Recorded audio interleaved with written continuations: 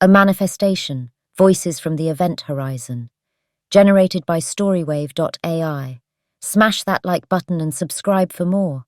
Leave a story idea in the comments below so we can create it for you. Chapter 1, The Awakening. In the sterile chill of the quantum physics lab at the prestigious Beckman Institute, Edward Verona, a man whose silvering hair betrayed his age, but whose hazel eyes still held a spark of undiminished curiosity, adjusted his spectacles and gazed intently at the array of equipment before him. A theoretical physicist by trade, Ed's latest venture into the unknown brimmed with the potential to redefine the boundaries of science. The lab, a cathedral of modern science with its high ceilings and banks of computers, thrummed with the quiet hum of machinery.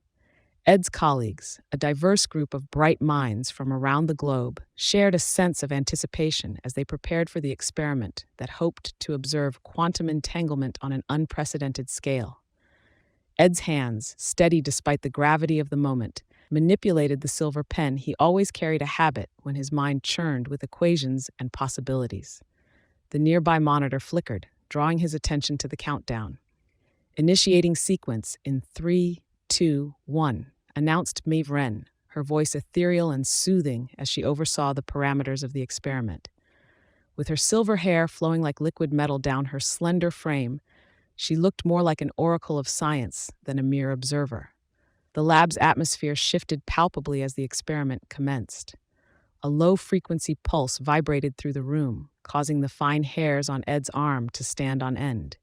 The air seemed to thicken, charged with invisible energy that could almost be tasted. Suddenly, a screeching sound ripped through the hum of machines, and the room plunged into chaos. Sparks erupted from a central conduit, and a shimmering anomaly materialized in the air, a swirling vortex of light and shadow that defied explanation. Abort. Abort the experiment, Ed shouted, his deep and resonant voice cutting through the bedlam. His colleagues scrambled to regain control, but the anomaly grew, a maw of distortion that threatened to engulf the room. Without a thought for his own safety, Ed lunged for the emergency shutdown, his mind a whirlwind of fear and determination. As he slammed his hand down, an image of the hawk, his spirit animal, flashed through his mind, a fierce predator soaring above the storm.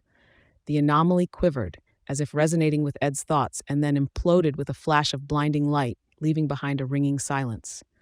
Maeve rushed to Ed's side, her emerald eyes wide with concern. "Are you all right, Ed?" He nodded, still grappling with what had just occurred. I think so," he stammered, his heart racing. As the team assessed the damage and exchanged theories on the near disaster, Ed couldn't shake the feeling that his thoughts had somehow influenced the anomaly. It was impossible, yet the evidence was undeniable. Meanwhile, Director Morrison, a woman of a commanding presence and jet-black hair, watched from the observation deck above. Her steel-blue eyes narrowed thoughtfully. The golden brooch at her chest, a symbol of infinity, gleamed ominously. There was more at play here than mere science, and she knew it. In the days that followed, reports of other unexplained phenomena began to surface. Whispers of objects moving on their own, strange lights in the sky, and even time itself seeming to stutter. The world was changing, and Ed's experiment was just the beginning. As the sun dipped below the horizon, casting long shadows across the Institute's facade, Ed stood alone in his office, the weight of the day's events heavy on his shoulders. The power of his mind, once his greatest ally, now felt like a burden he was not sure he could carry. The awakening had begun, and with it, a journey into the very fabric of reality, a journey that would demand everything of Edward Verona. Chapter 2. The Catalyst. Within the confines of his modest office, Edward sat surrounded by towering bookshelves laden with scientific tomes and journals.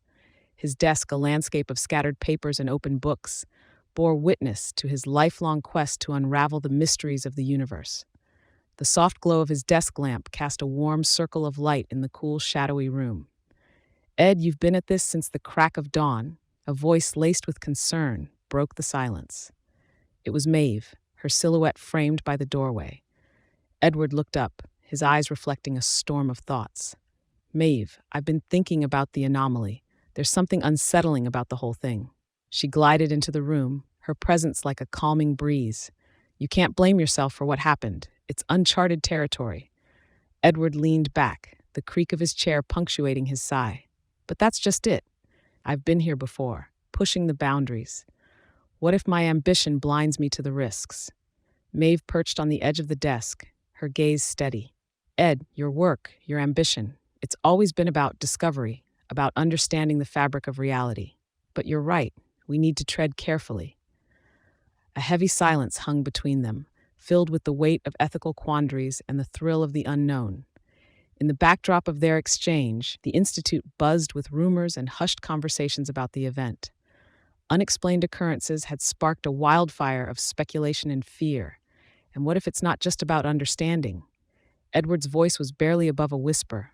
What if I'm changing reality? Maeve's emerald eyes held his gaze.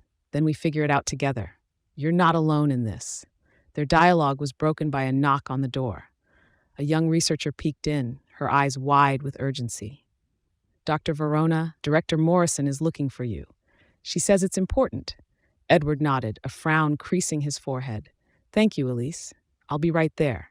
He stood, the lines of countless equations etched into the furrows of his brow. Maeve gave his arm a reassuring squeeze before he strode out to meet whatever awaited him. As Edward walked the corridors, memories of his past experiments cascaded through his mind, each one a stepping stone that had led him to this precipice. The late nights, the fervor of discovery, the nagging doubts that he had silenced in the name of progress. He could feel the very essence of his work coming to life, taking form in ways he couldn't have imagined. Director Morrison awaited him in the main atrium, her posture rigid, her eyes scanning the room like a hawk. Edward, we've got a situation. Since the incident, there have been patterns that don't make sense. Edward met her gaze, his own resolve hardening. I saw the reports, localized gravitational anomalies, spectral distortions. She nodded, her expression grave. It's more than that. There's a pattern, and it's escalating. We need to get ahead of this, understand it, before it spirals beyond our control. Edward's thoughts raced, a catalyst for his burgeoning awareness of the power at his fingertips. The air around them seemed electric with potential, both terrifying and exhilarating. This is bigger than us, isn't it? He murmured, more to himself than to Morrison. She clasped her hands behind her back, her golden brooch catching the light. Much bigger. And Edward, you're at the heart of it. The gravity of her words settled over him. He was the catalyst, the unwitting architect of a new reality that was only beginning to unfold. As he returned to his office, the world outside whispered of change. Reports of phenomena that defied explanation continued to surface, each one a tribute to the awakening that had begun in Edward's lab. In the quiet of his thoughts, Edward knew that the journey ahead would be fraught with challenges, but it was a path he was destined to walk, his life's work the key to unlocking secrets that would forever alter the course of human understanding. The catalyst had been set in motion, and there was no turning back. Chapter 3. Ripples in the Fabric.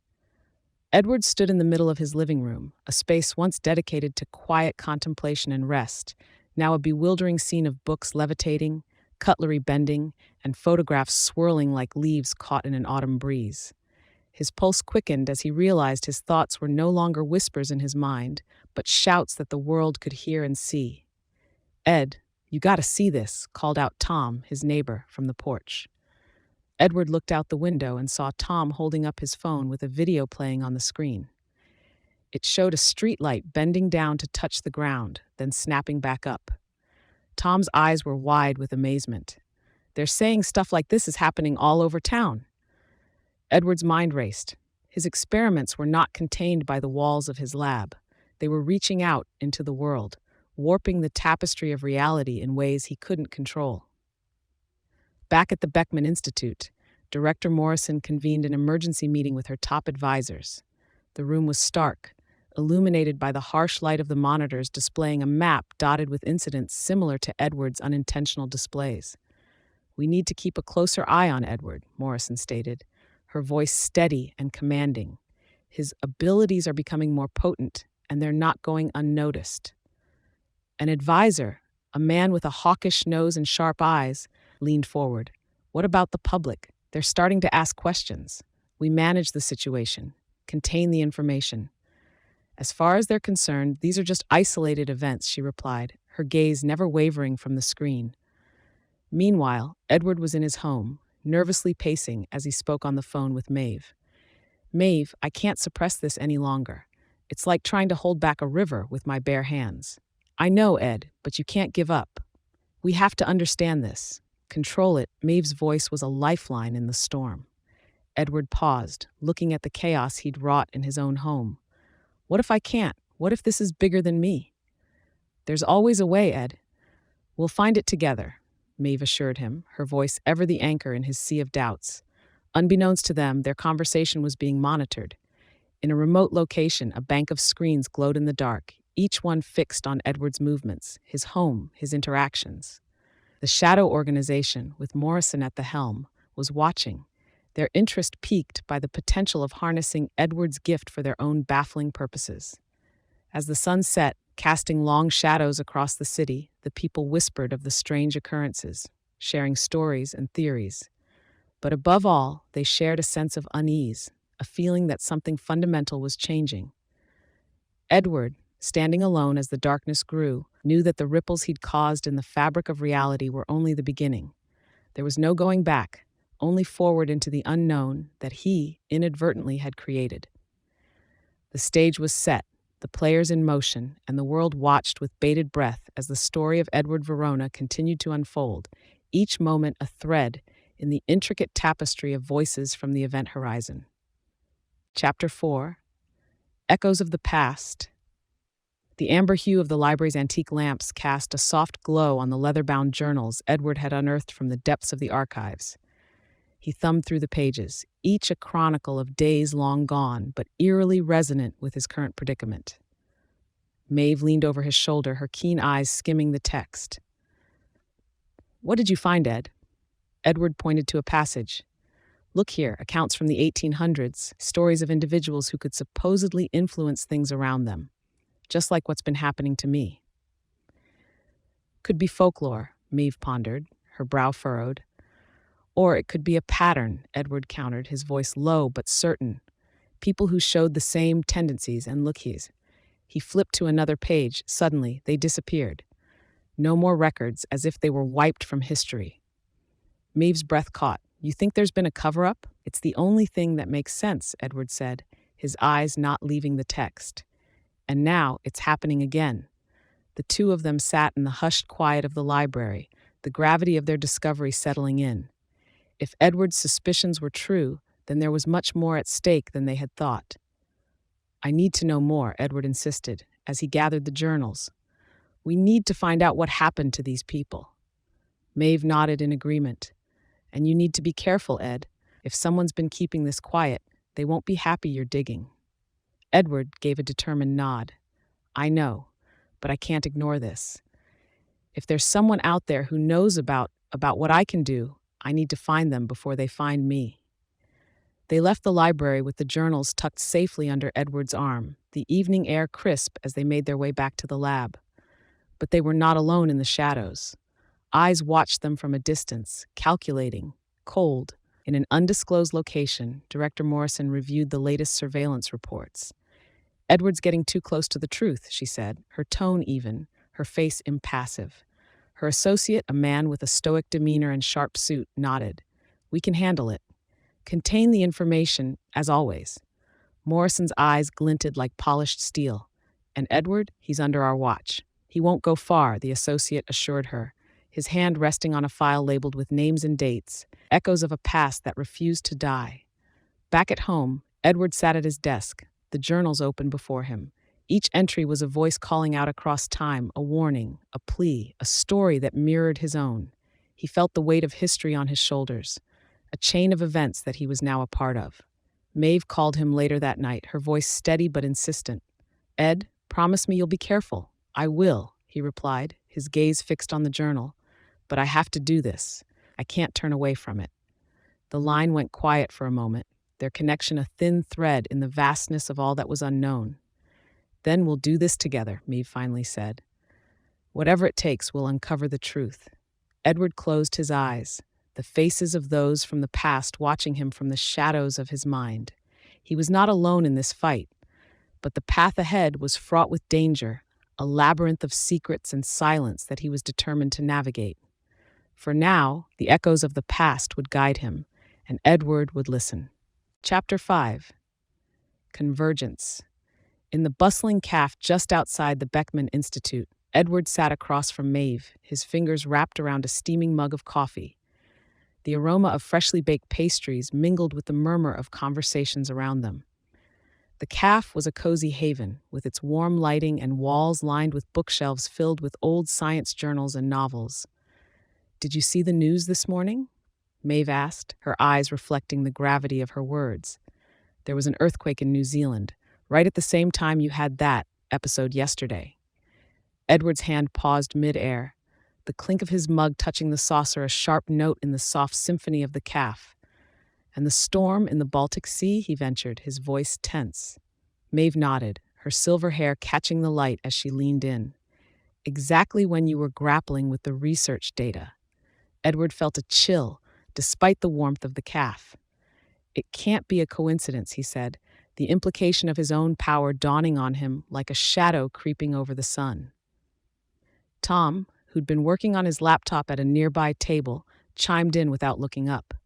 "You guys talking about the weird stuff happening lately? I heard rivers changing course in India, auroras where they shouldn't be." His voice trailed off as he finally met Edward's gaze. "You think that's got something to do with your condition?" Edward exchanged a troubled look with Maeve.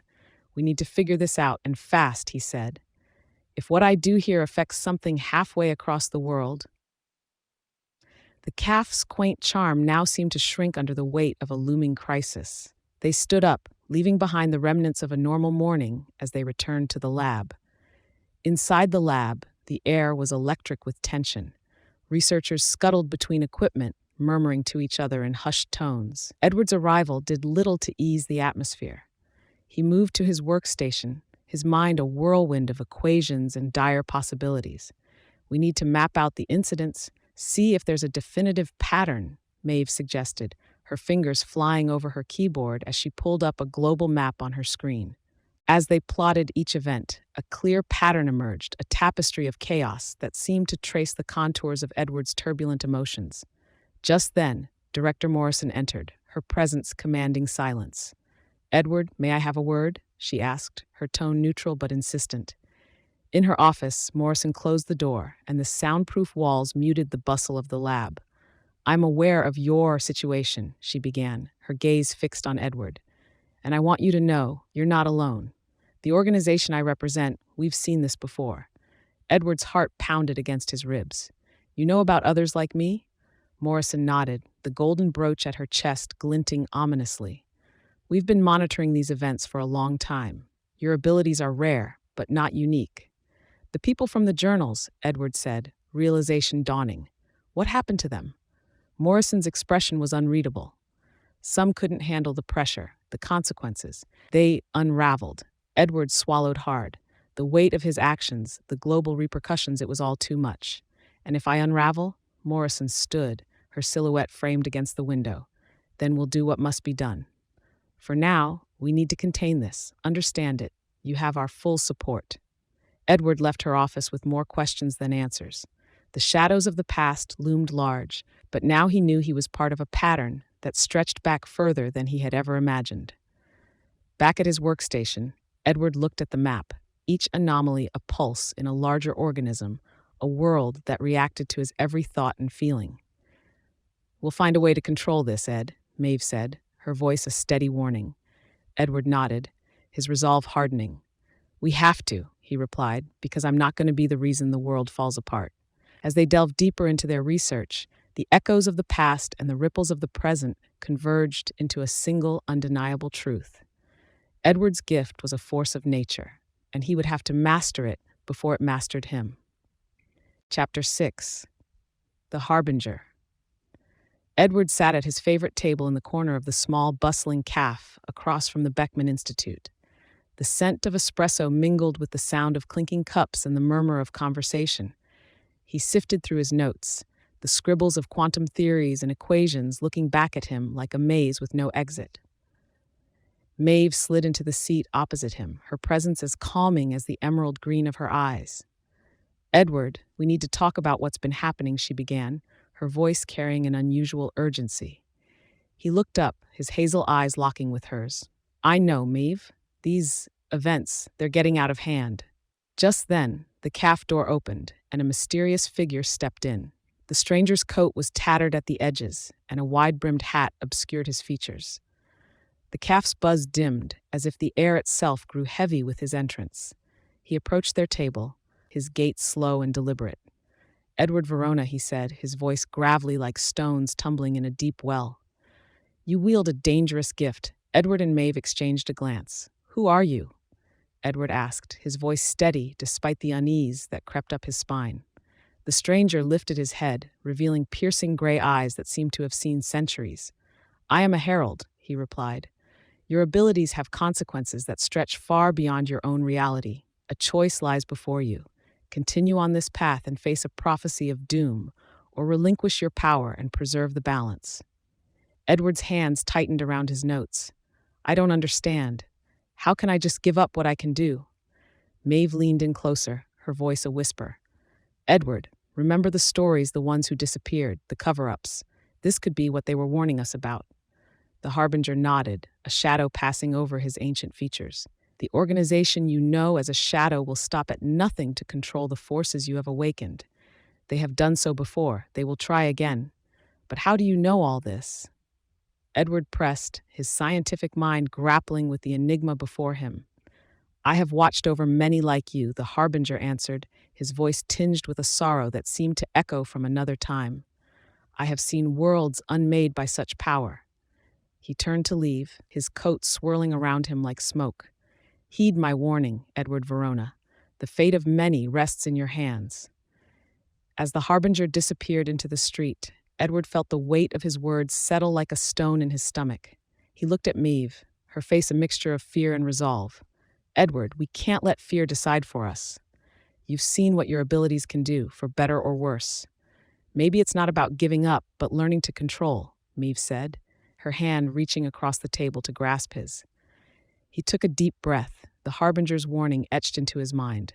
"Control," he repeated, "but at what cost?" Maeve's eyes held his, a silent strength in their depths. "Whatever it takes, we'll face it together. We always have." Edward nodded, a determined glint in his eyes. The path ahead was fraught with shadows and uncertainty, but one thing was clear: he would not walk it alone. The caf returned to its usual hum, but the echo of the Harbinger's words lingered in the air, a somber note that could not be unheard. Edward and Maeve sat, their resolve a silent pact between them, as they braced for the journey ahead. Chapter 7. Manifest Destiny. Maeve found Edward in the lab, a place brimming with metallic surfaces reflecting the soft blue light of screens and the harsher white of overhead LEDs. He stood before a complex array of devices, his focus absolute as he stretched out his hand. A metal ball levitated, spinning with a grace that defied gravity. "Trying new tricks?" Maeve asked, a playful lilt in her voice belying the concern in her emerald gaze. Edward turned, a smile touching the corners of his mouth. "More than tricks, Maeve. I'm taking hold of this gift." Maeve approached, her slender frame moving with an ease that contrasted the palpable tension in the room. "Just be careful, Ed. Remember the Harbinger's words." He nodded, his hazel eyes alight with a mix of determination and the thrill of potential. "I remember, but I can't hide from this. If I can learn to harness it, think of the possibilities." Tom, who had entered the lab unnoticed, whistled softly. "That's mighty impressive, Ed. But ain't it a bit risky showing off like this?" Edward let the ball drop gently back onto the table, the clang of metal on metal punctuating the moment. "Maybe, but risk comes with the territory of discovery." The lab seemed to hum with the energy of their conversation, a trio of minds grappling with the enormity of Edward's abilities. Later that day, at the city park, Edward sat on a bench, the world around him a canvas waiting for his touch. With a concentrated look and a subtle gesture, he caused the leaves on a nearby oak tree to rustle, despite the still air. Children playing nearby stopped and stared, their laughter giving way to gasps of wonder. "Did you see that?" one of the children exclaimed, pointing at the tree now swaying gently. Edward's heart raced with the thrill of his control, but as the tree settled, a flicker of doubt crossed his mind. The seduction of power was strong, but the fear of losing control, of becoming something he wasn't, was stronger. Back at the Institute, Maeve watched Edward with a furrowed brow. "You're pushing the limits, Ed. You're not just bending spoons anymore." He met her gaze, the gravity of her words sinking in. "I know, but I feel more in tune with it now. I can make things happen on a scale I never thought possible." Morrison entered the lab, her figure imposing, the golden brooch on her chest shining like a warning signal. "I've heard about your little demonstration in the park," she said, her steel blue eyes locking onto Edward's. "While it's impressive, it's also conspicuous. We can't afford that kind of attention." Edward's smile faded, replaced by a sober expression. "I understand, but hiding isn't an option either. I need to explore this ability, not suppress it." Morrison's voice was firm, yet not unkind. "Exploration requires caution. We're in uncharted waters, and we must navigate them wisely." As night fell, Edward lay in bed, the darkness a cloak over his restless thoughts. He could shape the world to his desires, bend reality to his will, but each act of wonder came with a shadow of risk. The balance between control and chaos was delicate, and Edward knew he was walking a tightrope. He resolved to master his gift, not for the awe or fear it could inspire, but for the understanding it could bring. With each dawn, he faced his manifest destiny, shaping not just his desires into reality, but himself into the man who could wield such power responsibly. As the city slept, unaware of the forces at play in their midst, Edward Verona prepared for the new day, a day filled with promise and peril, where every thought held the power to change the world. Chapter 8. Chased Shadows.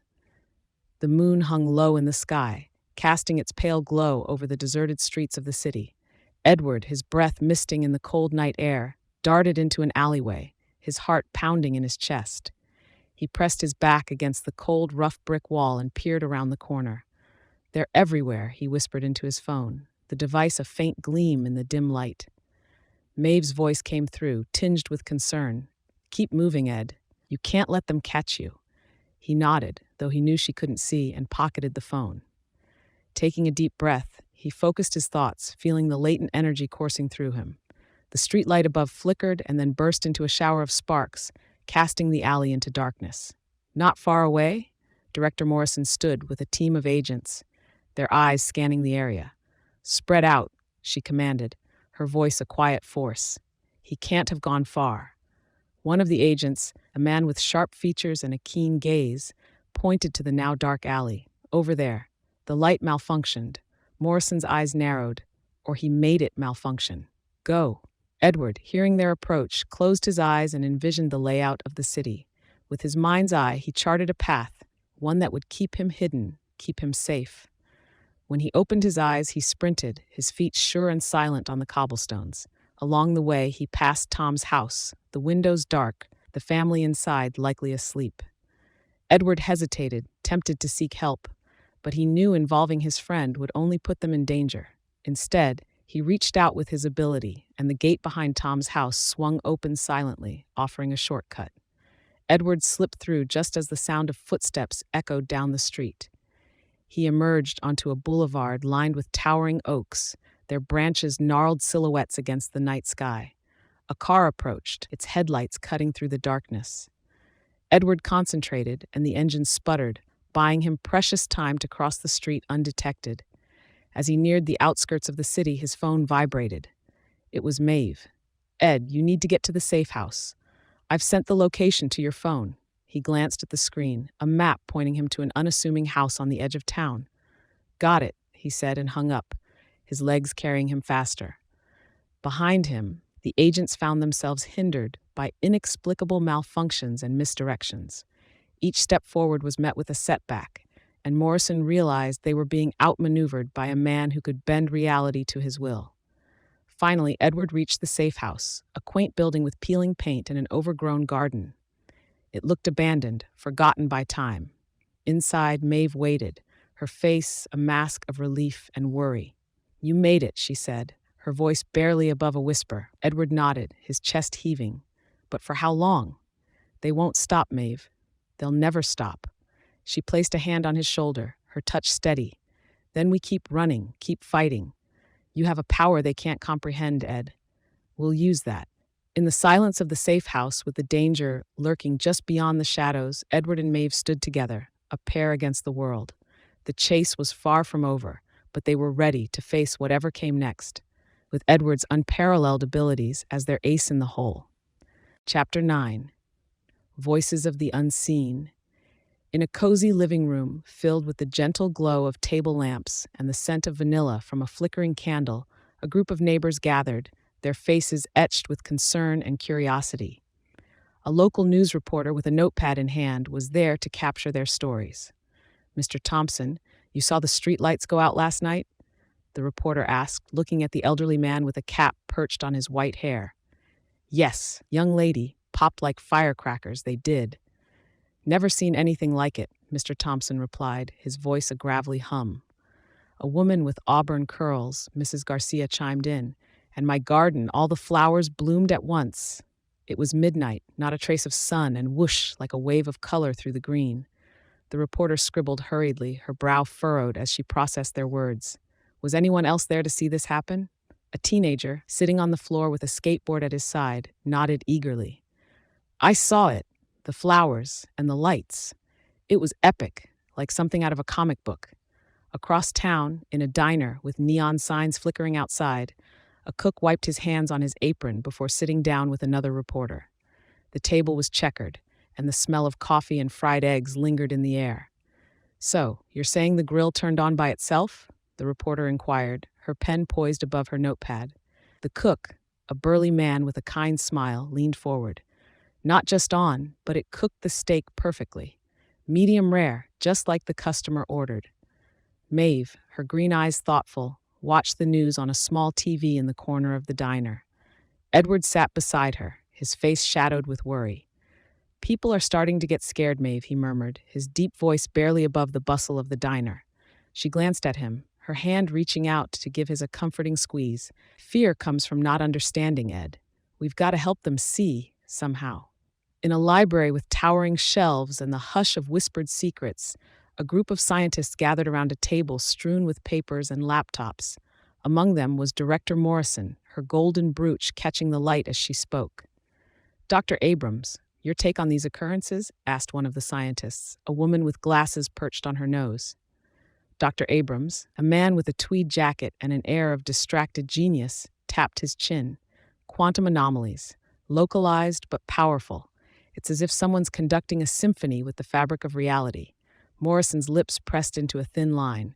"And the public's reaction?" "Fear is the prevailing sentiment," the woman scientist added, pushing her glasses up. "They're looking for someone to blame." Back in the diner, a radio crackled with a live broadcast, the host's voice a smooth baritone. "We're seeing a world transformed by the inexplicable, listeners. Miracles for some, harbingers for others. What or who is behind these events?" Edward listened, his heart heavy. "They need answers, Maeve, answers I don't have." Maeve's expression was resolute. "Then we find them, Ed, before fear turns to panic." The diner's bell jingled as people came and went, the world outside moving on, unaware of the man among them who held the key to the mysteries unraveling their reality. The voices of the unseen would soon need to be heard, and the truth would have to come to light. Chapter 10. Anchored Reality.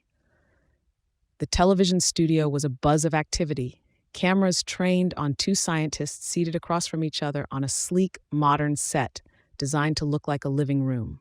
The host, a woman with a sharp bob and a no-nonsense demeanor, addressed the camera with confidence. "Good evening, everyone. To delve into the extraordinary occurrences that have captivated and in some cases unnerved the global community. With us are Dr. Emily Chang, a renowned physicist, and Dr. Lucas Martinez, an ethicist. Welcome to Anchored Reality." Dr. Chang, her hair tied back and glasses reflecting the studio lights, nodded. "Thank you for having me." Dr. Martinez, whose stern face was softened by the gentle eyes, gave a small smile. "It's a pleasure," the host dove right in. "Dr. Chang, let's start with you. What can you tell us about these powers, for lack of a better term?" Dr. Chang leaned forward, her hands clasped. "What we're witnessing could very well be a new frontier in quantum physics. If Edward's ability to manipulate reality is confirmed, we could be on the brink of a scientific revolution. Dr. Martinez interjected, his voice calm yet firm. But at what cost? We're talking about the fabric of our reality here. The ethical implications are enormous. We must tread carefully. The host turned to him. You believe there's a danger here? Absolutely, Dr. Martinez replied. Imagine the potential for misuse. We must consider the moral ramifications of such power in the hands of one individual. In a cozy home not far from the studio, Edward sat watching the broadcast with Maeve. His fingers tapped a nervous rhythm on his knee. They're talking about me like I'm some kind of lab experiment, he murmured. Maeve gave his hand a reassuring squeeze. But you're not alone, Ed. Remember that. Back on the set, Dr. Chang was saying, the potential for advancement is undeniable. Think of the medical applications, the technological leaps we could make. Dr. Martinez shook his head.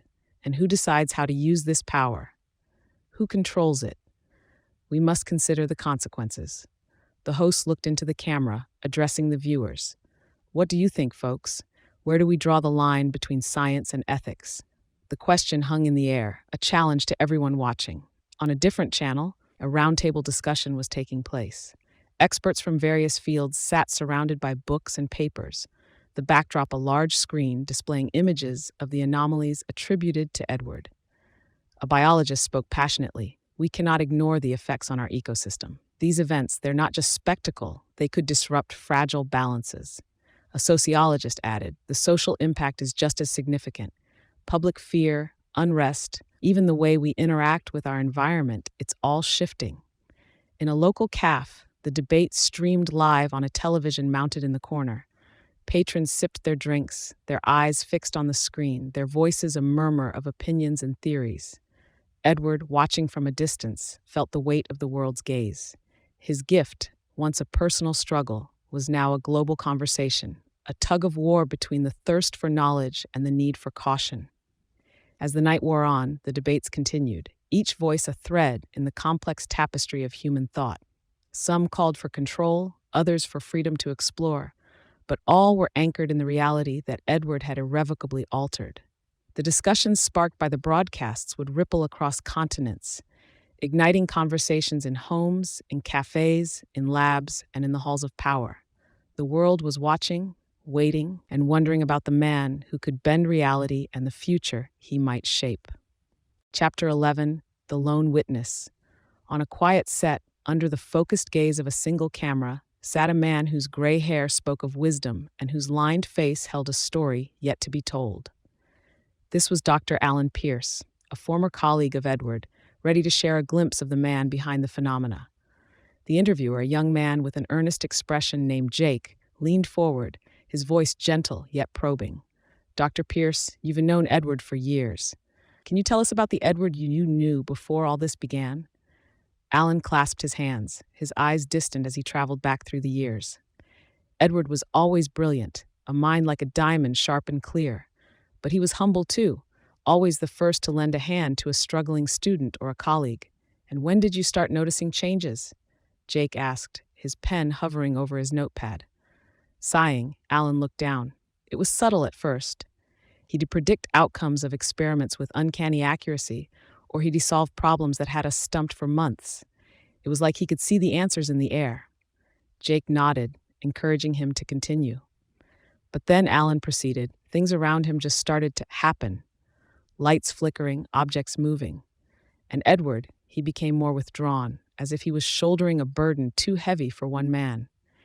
In a different part of town, Edward and Maeve watched the interview on a television in the corner of a dimly lit diner, the buzz of the patrons a soft backdrop to Alan's words.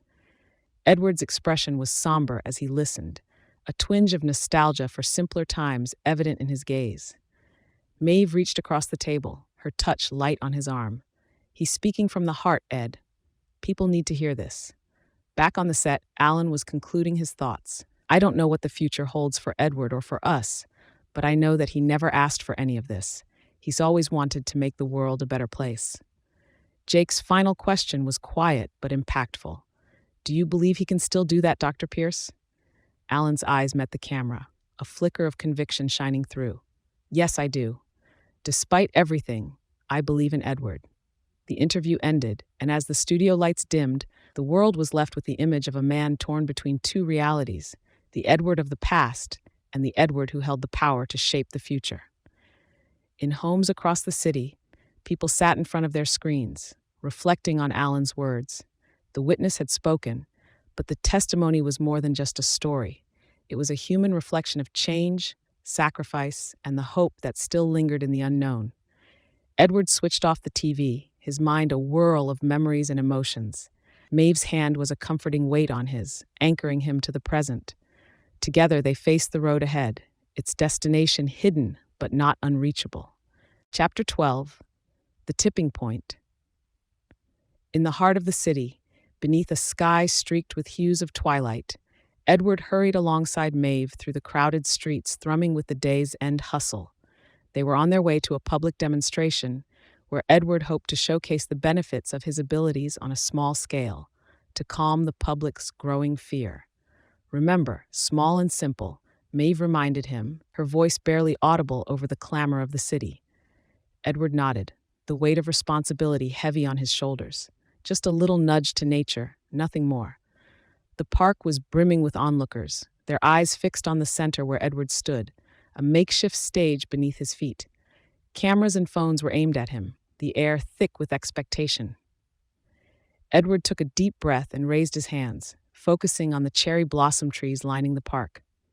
His intention was to coax the buds into bloom, a harmless display of beauty. A murmur rippled through the crowd as the first buds began to swell, pink petals unfurling like slow-motion fireworks. Smiles emerged on the faces of the gathered crowd, a collective sigh of relief and wonder. But then, a surge of energy rushed through Edward, more intense than he intended. His concentration faltered, his control slipping like sand through fingers. Maeve's eyes widened in horror as the trees shuddered, their branches groaning under the force of an invisible gale. With a thunderous crack, a bough snapped, falling towards the crowd. "Edward, stop!" Maeve shouted, her voice slicing through the chaos. But it was too late. The falling branch caused a domino effect of panic and disaster. People scattered, screams pierced the air, and the once peaceful park turned into a scene of turmoil. Amidst the confusion, Edward stood frozen, the reality of his mistake crashing down upon him. The very power he sought to harness had betrayed him in a moment of overreach. Later, at a local news station, reporters scrambled to piece together the story. The studio was alive with the fervor of breaking news, the anchor speaking rapidly to the camera. An incident at Central Park today has left the city in shock, as what was meant to be a controlled display of Edward Verona's unusual abilities turned dangerous. The anchor reported, her voice a mixture of professionalism and underlying concern. In a quiet room away from the cameras, Edward faced Maeve, her expression a blend of sympathy and reproach. "I didn't mean for any of this to happen," Edward said, his voice hollow, the words a mere whisper. Maeve stepped closer, her hand reaching out to gently touch his arm. "I know, Ed, but this was too much. You have to realize that." Edward looked at her, his eyes brimming with the turmoil of a man at a crossroads. "I see that now. I wanted to help, to show them there was nothing to fear, but I only made it worse." The incident had cast a long shadow over the city, and as night fell, the repercussions were felt in every corner. Emergency services worked tirelessly, and the people of the city huddled around their screens, watching the news unfold with bated breath. Edward knew that the path ahead was fraught with uncertainty. The crossroads lay before him, redemption or destruction. The choice was his to make, and the world watched, waiting for his next move. Chapter 13, Fractured Existence. In the heart of the bustling city, Edward and Maeve navigated through the crowded streets, now alive with an air of confusion and apprehension. People whispered of the strange happenings that had become all too common, their words a tapestry of disbelief and fear. At a corner newsstand, a cluster of televisions broadcasted live updates from around the world, the reporters' faces etched with concern. Reports are coming in from Tokyo of a train that vanished from its tracks, only to reappear moments later, one anchor relayed, her voice steady despite the incredible news. Maeve glanced at Edward, her expression serious. "It's getting worse, isn't it?" Edward's gaze was fixed on the screens, his mind racing.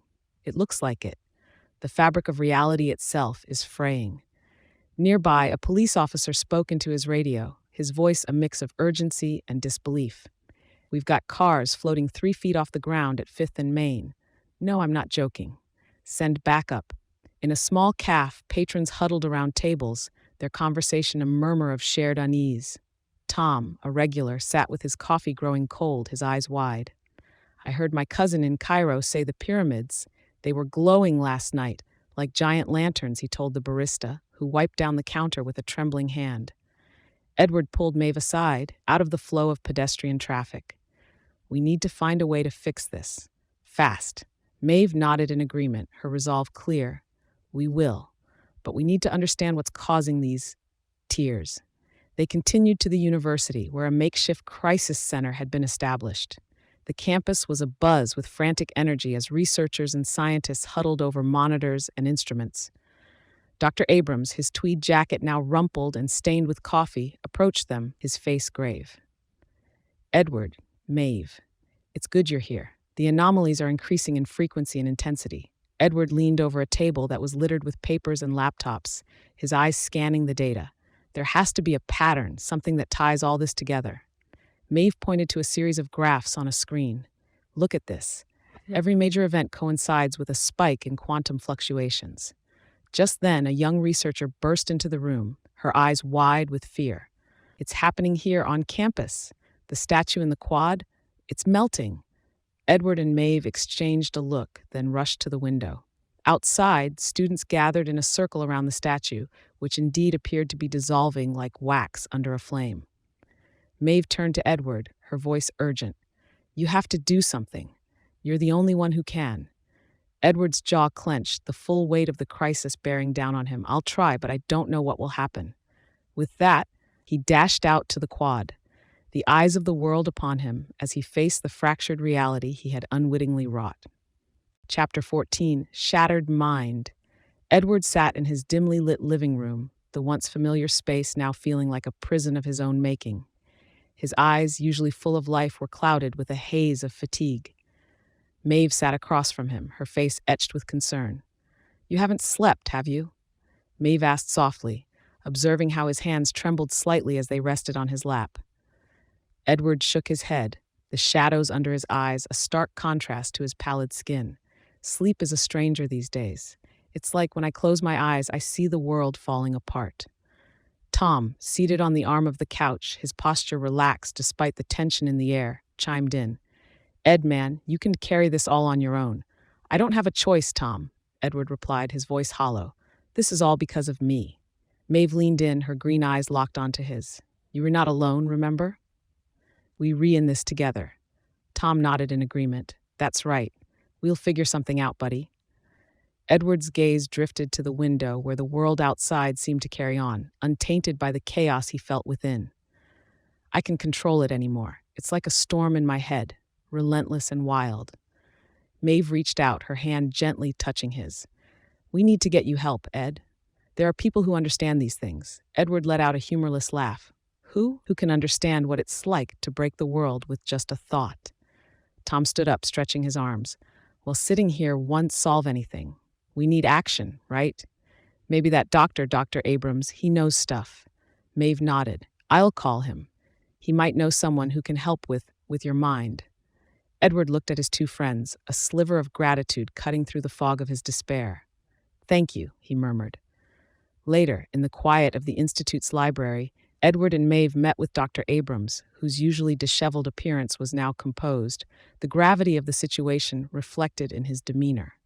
"Edward, I've seen your struggle," Dr. Abrams began, his voice steady. "There are cognitive specialists who can help, people who can guide you through this."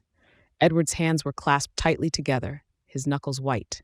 "But how can they stop this?" He gestured vaguely. "The tearing apart of everything." Dr. Abrams adjusted his glasses, the lenses catching the soft light above. "They can but they can help you find calm, teach you techniques to manage your thoughts, your power." Maeve watched Edward closely, her heart aching at the sight of his internal battle. "You owe it to yourself to try, Ed." With a weary nod, Edward agreed, his voice barely a whisper. "I'll try."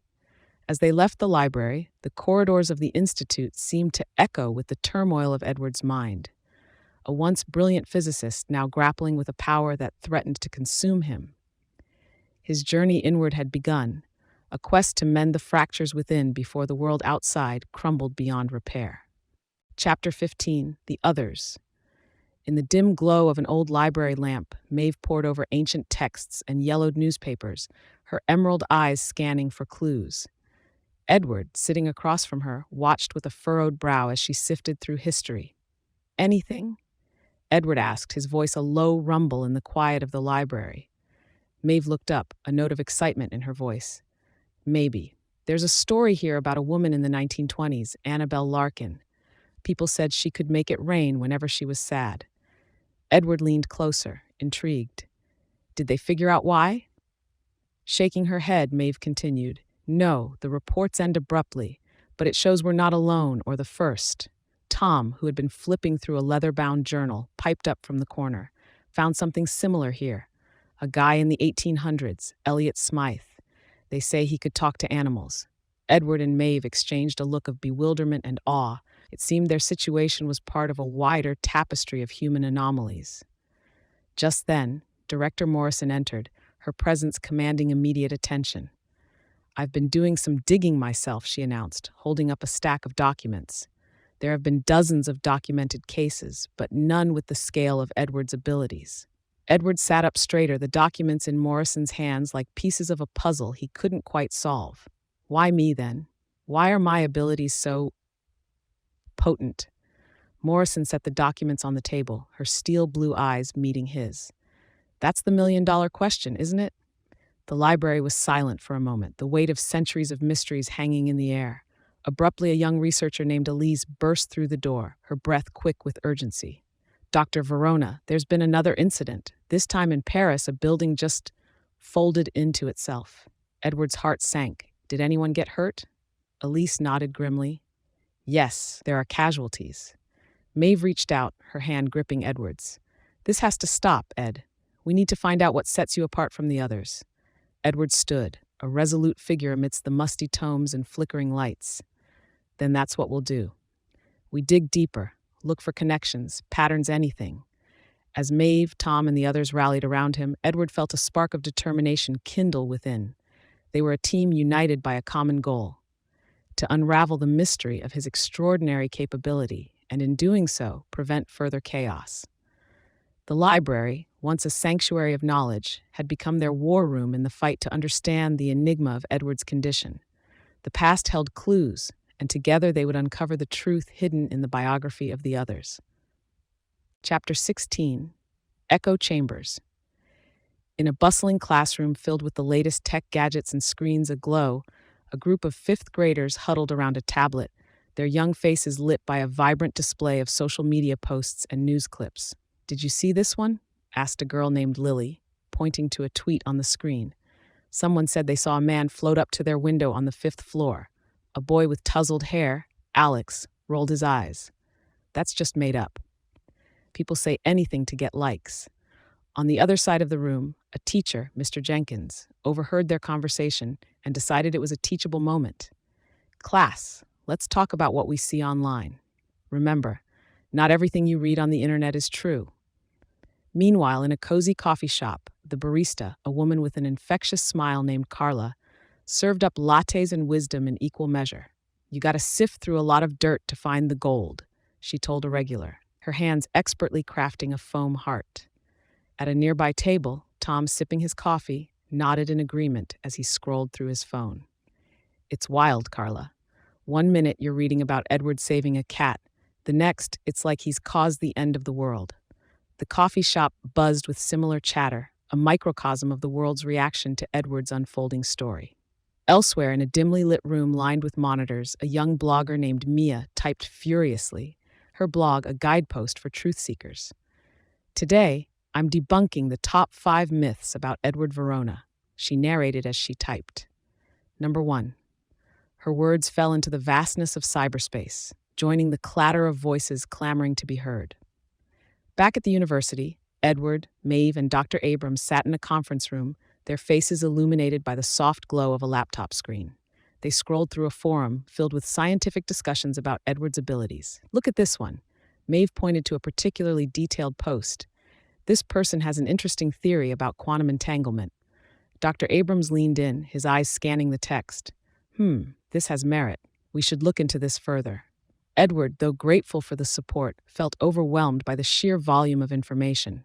How do we know what to trust? Maeve closed the laptop with a soft snap. We trust ourselves, Ed, and we keep searching for answers. As night fell, the digital landscape continued to pulse with activity. Opinions, fears, support, and wild theories merged into an echo chamber, each reverberating off the walls of the internet, shaping the narrative of Edward's journey. In the quiet of his home, Edward reflected on the day. The world was watching, speaking, and listening, all through the lens of their screens. The truth was out there, but it was up to them to find it amidst the echoes. Chapter 17, The New Frontier.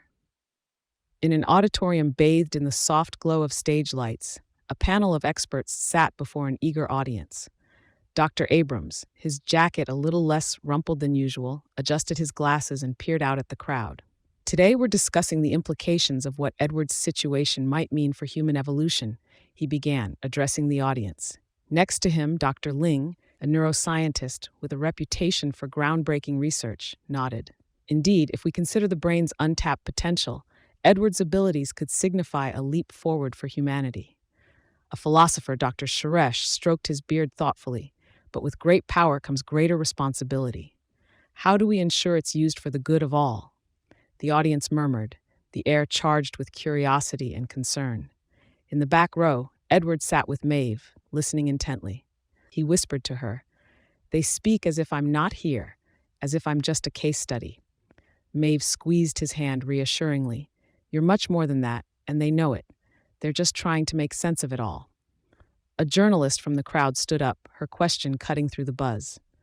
"Dr. Ling, could Edward's condition be replicated, or is it a one-off phenomenon?" Dr. Ling leaned into her microphone. "That's the million-dollar question. It's too soon to say, but the research into Edward's condition could open doors we never knew existed." Dr. Suresh added, "But should we walk through those doors? The ethical implications are vast." Tom, who had joined Edward and Maeve, leaned forward. "It's like they're planning the future of the world right here." Edward's expression was pensive. "But it's a future that scares me. What if it's a future that shouldn't be?" The panel continued. The experts deepened debate about the potential for new human capabilities, the possibilities of reshaping reality, and the moral questions it posed. In the midst of the discussion, a scientist in the audience, Dr. Feldman, raised his hand. "We're on the cusp of a new frontier in our understanding of the universe. The challenge is navigating it without losing ourselves." Edward felt the weight of Dr. Feldman's words. Was the world ready for such a transformation? Was he? As the event drew to a close, the audience left with more questions than answers. The possibilities endless, the horizon ever expanding. Edward, Maeve, and Tom exited the auditorium into the cool evening air, the stars above them a reminder of the vast unknown that lay ahead. Chapter 18, The Inevitable End. In the quiet calm of the Beckman Institute's main hall, Edward stood before a gathering of the world's leading scientists, each one eager to hear the final chapter of a story that had captivated and terrified the world. Maeve was by his side, her supportive presence a contrast to the gravity of the moment. "Today, I want to share the conclusion of a journey that's been more than I ever imagined," Edward began, his voice clear and resonant in the hushed room. A scientist in the front row, a man with a thoughtful expression named Dr. Han, leaned forward. "Edward, your experiences have reshaped our understanding of physics. What do you see for the future?" Edward glanced at Maeve, then back to the audience. "The future is a tapestry we all weave. My abilities, they're a thread in that. But we decide together how to use them." A young researcher, Elise, her eyes full of the hope of youth, raised a question that hung in the air like a delicate bubble. "But how do we move forward from here?" Edward offered a small, earnest smile. "By remembering the past, learning from it, and building on it. We've seen the potential for greatness and for chaos." The crowd absorbed his words. The weight of history and the promise of tomorrow mingled in the silence. In a corner, Tom exchanged a look with Director Morrison, her usual stern demeanor softened in the light of Edward's words. "Seems like we're turning a page, huh?" Tom remarked, his casual tone belying the significance of the moment. Morrison nodded, a rare smile touching her lips. Indeed, a new chapter for us all. Outside, as the sun dipped below the horizon, the city continued its dance of lights and shadows. The changes that Edward's actions had brought about were evident in the whispers of the wind, the patterns of the stars, and the hopeful eyes of the people. At a nearby park, children played without fear, their laughter a melody that rose above the whisper of the trees. The world had been changed, undoubtedly, but it remained a place of wonder and potential. Edward and Maeve walked home, the Institute's grandeur giving way to the simple beauty of a neighborhood where life went on, resilient and enduring. "We did it, Maeve. We made it through," Edward said, a note of awe in his voice as he took in the world around him. Maeve squeezed his hand gently. "Yes, we did. And the world will remember, Edward. Your story is a part of history now." As they reached Edward's home, the night settled around them, a blanket of stars watching over the earth. The lessons of Edward's journey were etched into the fabric of time, a reminder of the fragility and strength of existence. Edward looked up at the infinite expanse above, the vast cosmos, a final frontier yet to be explored. His story had ended, but the journey of humanity stretched on into the endless night, a voyage of discovery and hope. Chapter 19, Horizons Beyond. The day was bright, the sky a clear azure as people from all walks of life gathered in the grand conference room of the United Nations. World leaders, scientists, and activists took their seats, the air buzzing with the hushed tones of 100 different languages. Edward sat beside Maeve, his hands folded neatly on the table before him. Across from them, Director Morrison prepared her documents, her face a mask of professional focus. A chairman, Mr. Patel, stood at the podium, calling the meeting to order. "Ladies and gentlemen, today we stand at the precipice of a new era, an era where we must choose how we will wield the power that Edward Verona's story has revealed to us." A delegate from Sweden, Dr. Svensson, stood, her voice carrying through the room. "We propose a global initiative for the ethical use of such abilities, to ensure no individual can misuse this power." Edward listened, taking in each word as the delegates discussed the formation of a committee dedicated to overseeing the research and regulation of any abilities like his. Maeve leaned in, whispering to Edward, "This is what we've been working for. A chance to make sure what happened with you, the good and the bad, helps us all."